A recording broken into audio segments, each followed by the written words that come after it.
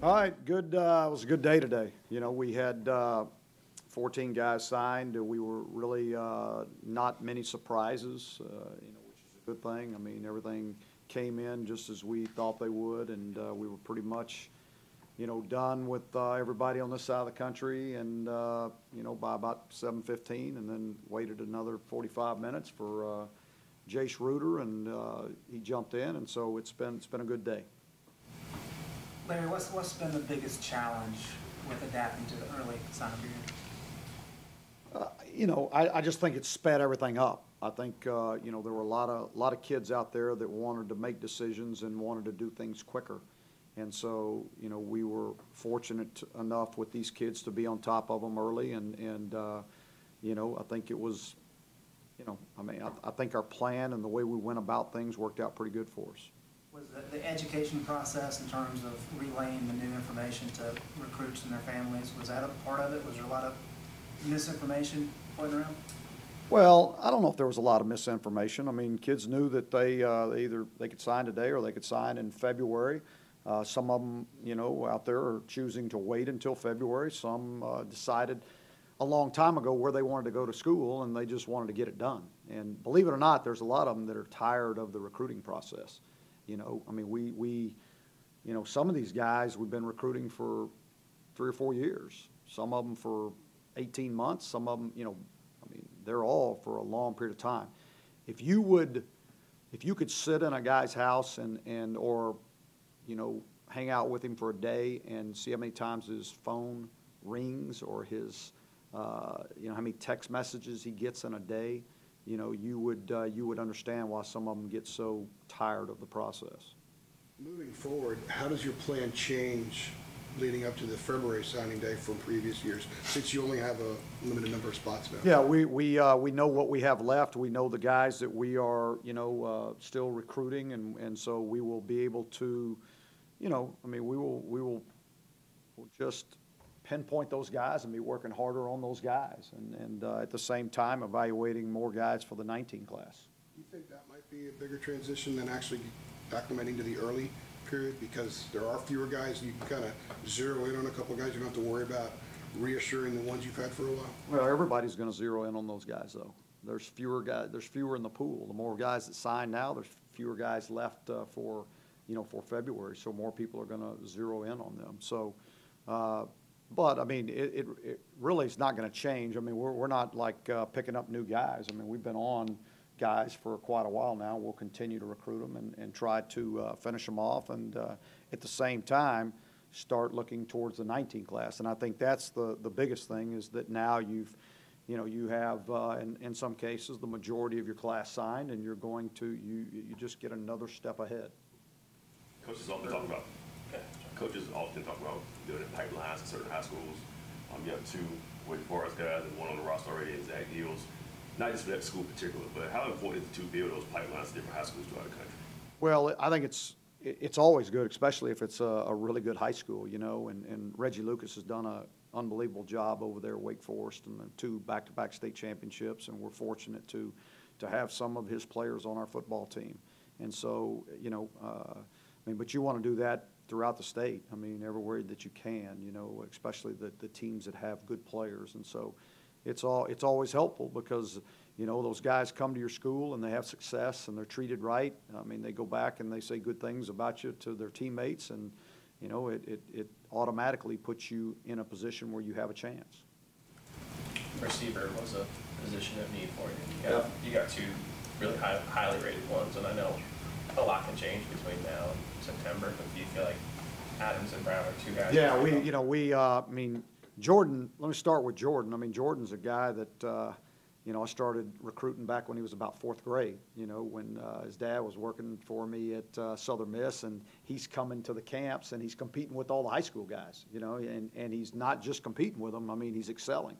So you knew then, so, I mean, Jordan's a tremendous athlete that plays both football and baseball. He can really do it all. And then Diami was a guy that we got on early, a long guy that can really run and catch the ball. And so, we were fortunate when those guys were here for the freak show that, we made some really good inroads, and they did some great things. And so, yeah, we're excited about what they bring to the table. Are there any concerns about Adams? I mean, could he get drafted in the MLB draft? Yeah, His baseball down there. it's a possibility. He's a really good baseball player. So, I mean, but I mean, I don't really have anything that I can do about that. So, I mean, he's gonna play baseball, and if it doesn't, if that's not a part of it, the plan is for him to play baseball and play football here.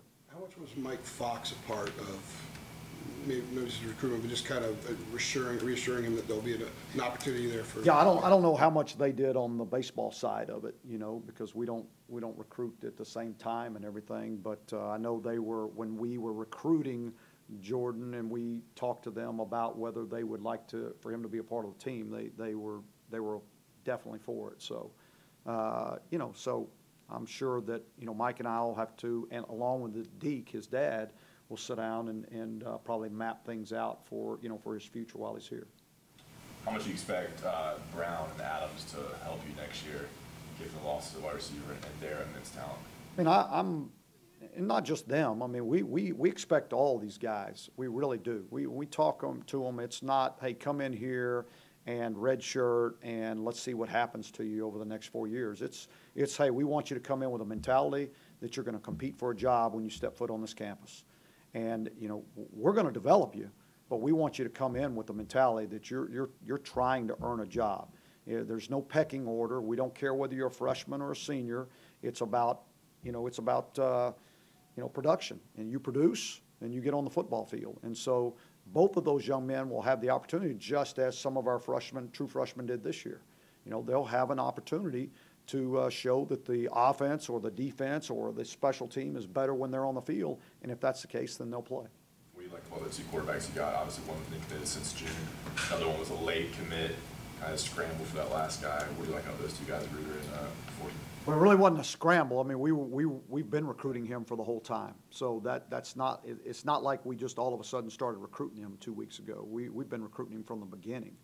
But both of them are, the type of guys that we look for in quarterbacks, as far as, they both can run, they both can throw, they both have been tremendous leaders, not only on their team but at their high schools. They've done really well in the classroom. Their character is impeccable, and so we're looking forward to getting them in here in January. How healthy is Cade? He had a season-ending injury. He had a bad injury this season. What is his health right now? You'd have to ask Cade. I mean, I don't talk about injuries. Well, but he's not officially here. Oh, but he's mine. He's not, okay. He's not officially. He's mine. I'm trying to throw him past him. Yeah, I know. I saw that. What was it like going to Norton, Kansas? I've heard that's quite the trek via a plane and automobile. Yeah, it's out there. It was really cool, to be honest with you. In fact, Jace kind of showed me around town. Spent some time there, and he showed me around town. And I mean, you got your courthouse, and you got the square, and you got the movie theater, right? And everything is just right around the square. And it was like almost going back into the 50s. I mean, it was really cool. I mean, we went and saw the house that had the most Christmas lights on it, and it took about 5 minutes to see the town. But I think it's neat to see a kid that's raised in that environment, and it'll be interesting as he comes to the University of North Carolina and everything that Chapel Hill has to offer. I told him as well as a lot of these guys, my challenge is for you to get more out of the university than the university gets out of you. And so, it's an exciting time in these kids' life, because they get to decide what they want to be in this world, and they get to experience it right here in Chapel Hill. And then, sorry, how'd you get there? What was the route? I've heard. I got in a plane and I flew right in to about 3 minutes from his house, if that much. And then there's not any rental cars or anything like that, but someone had left a car there for me, and then I made the long trek to his house of about 3 minutes. Speaking of transportation, you flew like helicopter to see some kids in the state this year on Friday nights. Did any of those kids, when talking to you, like, Coach, that's pretty cool you flew into that football Oh, stadium? yeah, every single one of them think that's pretty cool. I mean, and it's You know, I mean, you don't travel in a helicopter all the time, so you know, I enjoy it because I'm able to get to multiple schools at one time. So I can get to, you know, and see one school, get up and go see another one immediately, and that's the only way you could possibly do that, you know, is you're trying to get to kids in the state. And so it's great to be able to do that. But yeah, I think the kids enjoy it. I think it's a big thing when you pull in there. Obviously, it's convenient, but in the back of your mind, it's a cool factor too for all the kids and everybody to see you doing it. Everything in recruiting is. It's all about them. How much clarity in your mind do you have at the quarterback position? You two guys start a couple games, then you break these two guys. You know, I mean, you guys don't want to believe it, but I really, every year, at the end of the year, I sit down with the guys that are here and say, okay, we don't have a starter. You know, this is what you need to do in the spring to be the starting quarterback at the University of North Carolina. And, you know, so you know, it's been the same way every year. I don't change that. I've been doing that 10 years that way. And even when there was an established starter coming back, still said the same thing to them. And the things that I think they needed to work on and the things they need to do to improve so that they could be the starter for the next year. Because really, you know, 17's gone, and we're about talking about the 18 team. And so all these guys have an opportunity to earn a spot at quarterback, at left guard, at kicker, at defensive tackle, whatever the position is. And I want it to always be about competition for these guys in everything they do. And I know that a lot of people out there don't really believe that. They think, nah, you know, this guy was a starter. He's, you know, everybody knows he's going to be a starter. And sometimes it works out that way, but sometimes it doesn't. So, you know, I don't want anybody resting on their laurels. I want them all competing all the time. Javonte Williams had a highly accomplished high school career, but how long was he on your radar? You guys just offered him, I think it was about a week ago. Yeah, but he was on our radar. I mean, he came to camp in the summer and worked out at safety with us, and just was not what we were looking for at the safety position. And his senior year, we started keeping up with him and what he was doing at the running back position. You know, we were like, oh, wow. You know, I mean, he does fit that mode now, you know, because he's 5'9", 212 pounds, and, you know, rushed for, you know, a bunch of yards and led his team to a state championship, was MVP and all those things. So, you know, not to, you know, and then the off-the-field things are probably the thing that put him over the top. I mean, because he's such a great young man with, you know, such a high GPA and wants to be a anesthesiologist. I mean, yeah, we're excited about him, we really are. You've been doing this a long time, but, you know, when you get close to sign day, some guys in the commit committed, they take visits elsewhere. For example, Chris Collins went down to Miami. Are you gotten to a point where you just kind of, you know, worry about stuff like that? Or does it still keep you up at night wondering how the trip went and how he's going to respond to that? Because you also had something this past week coming up. I don't think that I'll ever get to the point where I will just sit back and say, yeah, no problem. Well, I mean, like, does it stress you? Yeah, it stresses me. 10 years ago? It stresses me the same, yes, very much so. Yeah, every single one of these guys stresses me. I mean, really. I mean, you just never feel comfortable, you know, until they've actually put their name on a piece of paper and they're, you know, it's just been doing it too long. There's no time that you can ever be comfortable. You really can't. So when you saw Chris's name come in today, when you saw the signature, how relieved were you? I was relieved and knew I didn't have to worry about Chris Collins. Larry, what was your most pressing concerns coming into this recruiting class, and how do you think you did? Well, I mean, this class isn't done, so that's hard to say right now. I'm happy with where we're at right now. I really am. You know, we knew we did what we expected today, you know, and we know what we have to do the rest of the way. And so now we will focus on that. And, you know, after February 7th, I'll be able to tell you if we've completed that task. The concept of an early signing period came out a few months ago, was met with a lot of negativity. Do you think that perception will start to change any now that you and a lot of other coaches have gone through their first one? And do you just accept it as the new normal? Well, I think there's going to be criticism no matter what. I think some guys are going to like it and some guys aren't going to like it. And that's just about with every rule and anytime you have any change. But, you know, to me, it just doesn't Whether I like it or not really doesn't matter. This is the way it is, so we better make the best of it. And so that's the way we approach it, you know. We may complain about it, you know, we may not like it, but I don't necessarily like driving 55 either, you know, but that's the law. So, you know, you got to make the best of it. And that's just the way it works. And so, you know, until they change it, we'll deal with it. Would you like to see an earlier period? Yeah, they said August.